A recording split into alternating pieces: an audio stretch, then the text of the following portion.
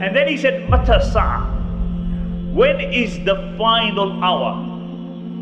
The day of judgment shall not occur until you see 10 signs before it.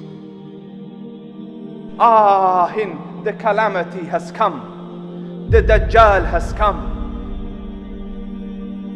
For a time will come when the commandment of Allah will arrive and that world will be destroyed. To whom belongs the dominion today? Nothing alive except Subhanahu wa ta'ala.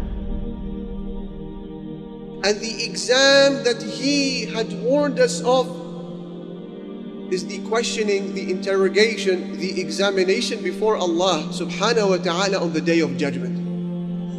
And if you my homeboy and we all in paradise together, I'll come over to your palace and we party over there.